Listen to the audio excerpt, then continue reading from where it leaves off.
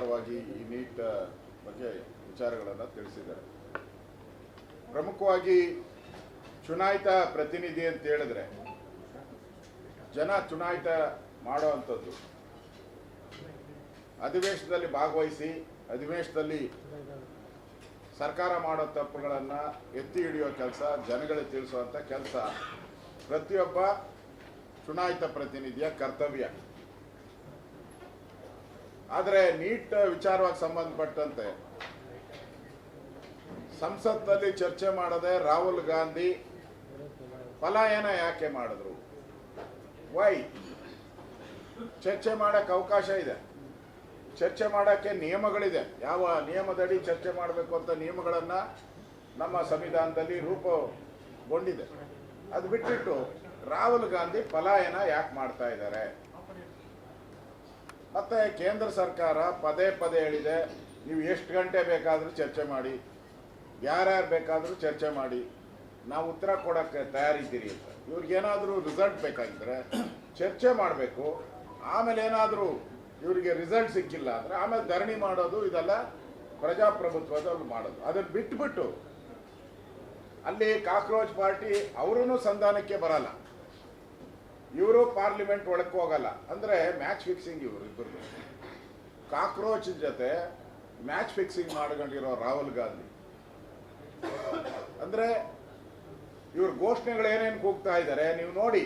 ಬಾಂಗ್ಲಾದೇಶದಲ್ಲಿ ಏನು ಸ್ಲೋಗನ್ಸ್ ಇತ್ತು, ಸೇಮ್ ಸ್ಲೋಗನ್ಸ್ ಇಲ್ಲಿ ಕೂಗ್ತಾ ಇದ್ದಾರೆ. ನೇಪಾಳದಲ್ಲಿ ಏನು ಸ್ಲೋಗನ್ ಇತ್ತು ಅದೇ ಕೂಗ್ತಾ ಇದ್ದಾರೆ. ಅಂದರೆ ಏಜೆಂಟ್ ಎಲ್ಲಿದ್ದಾರೆ? ವಿದೇಶದಲ್ಲಿದ್ದಾರೆ. ಇದನ್ನ ಎಲ್ಲ ಮ್ಯಾನಿಪುಲೇಟ್ ಮಾಡ್ತಾ ಇರುವಂಥ ಸೂತ್ರಧಾರ ಅವ ಮೇಲೆ ಅಲ್ಲಿದ್ದಾನೆ, ಬೇರೆ ದೇಶದಲ್ಲಿದ್ದಾನೆ.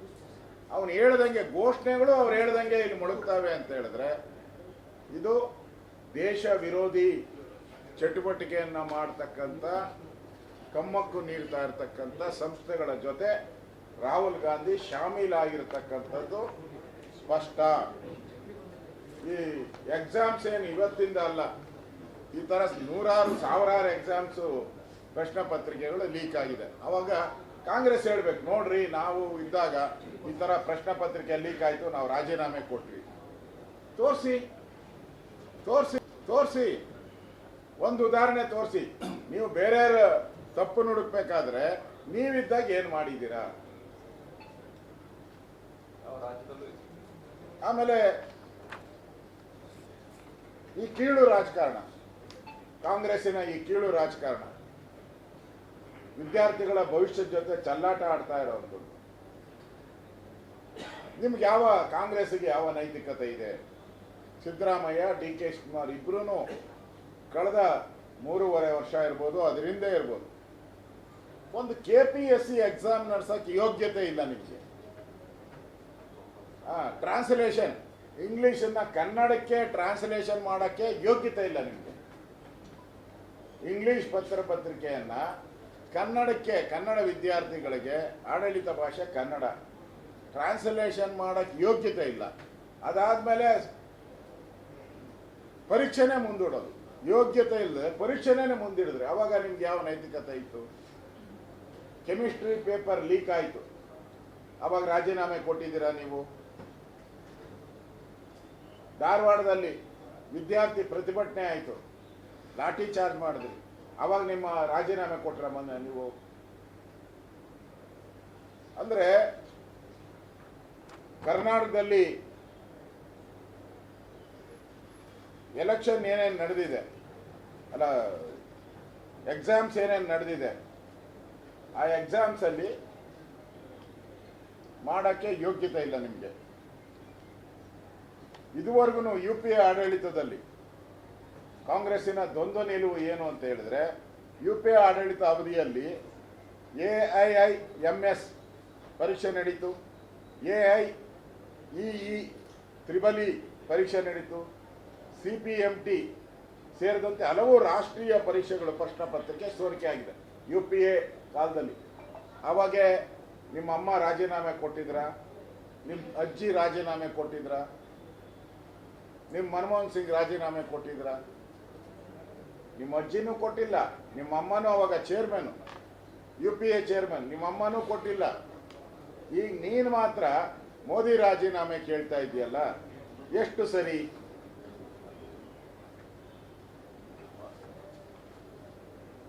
ಪ್ರಧಾನಿ ನರೇಂದ್ರ ಮೋದಿ ಬಗ್ಗೆ ಮಾತಾಡೋ ಅಂತ ನೀವು ನಿಮ್ಮ ಆಡಳಿತ ಇದ್ದಾಗ ಯಾವ ಮಾನದಂಡವನ್ನ ಮಾಡಿದ್ದೀರಾ? ನೀವು ಜನಕ್ಕೆ ಉತ್ತರ ಕೊಡಿ. ನೀವು ಕರ್ನಾಟಕದಲ್ಲೂ ಕೂಡ ವಿದ್ಯಾರ್ಥಿಗಳ ಬಗ್ಗೆ ಬಹಳ ಮಾತಾಡ್ತಾರೆ, ವಿದ್ಯಾರ್ಥಿಗಳೇ ದೇಶದ ಭವಿಷ್ಯ ಅಂತೇಳಿ.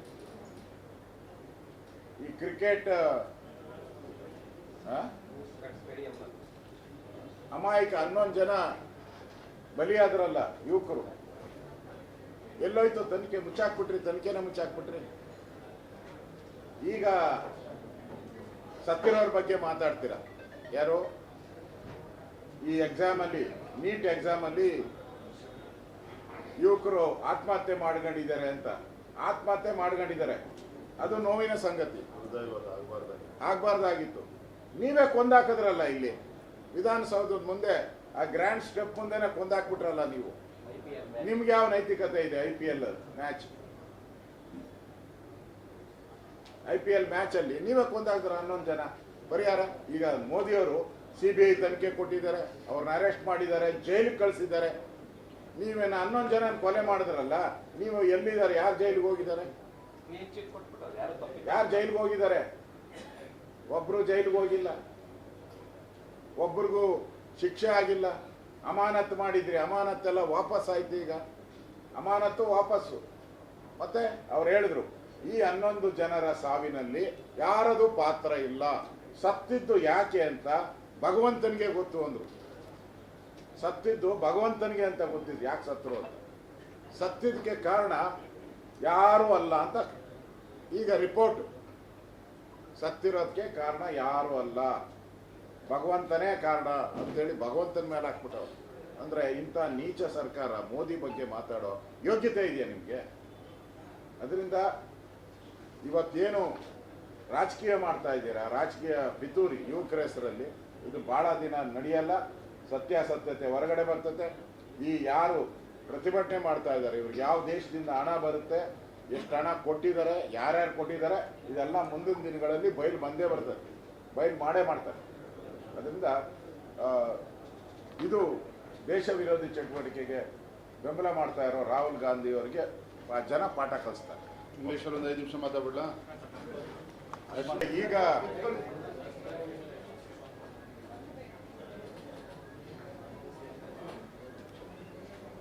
ಪೊಲೀಸ್ ಕಮಿಷನರ್ ಅವರಿಗೆ ಈಗ ಹೈಕೋರ್ಟ್ ಆದೇಶ ಗಮನಕ್ಕೆ ಬಂದಂಗೆ ಕಾಣಿಸುತ್ತೆ.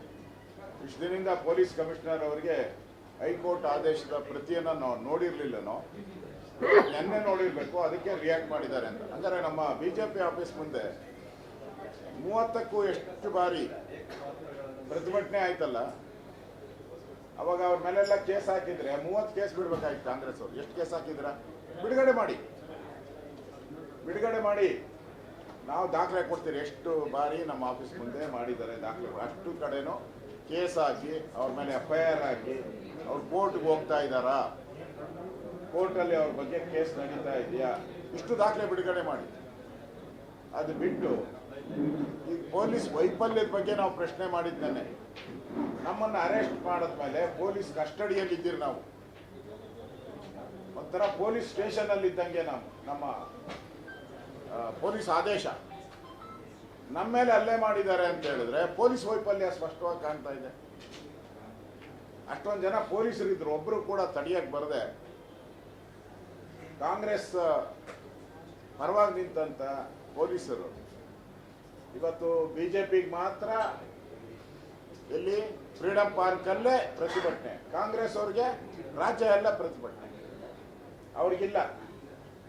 ಈ ಡಬಲ್ ಸ್ಟ್ಯಾಂಡರ್ಡ್ ಅನ್ನ ಪೊಲೀಸ್ ಕಮಿಷನರ್ ಅವರು ಬಿಡಬೇಕು.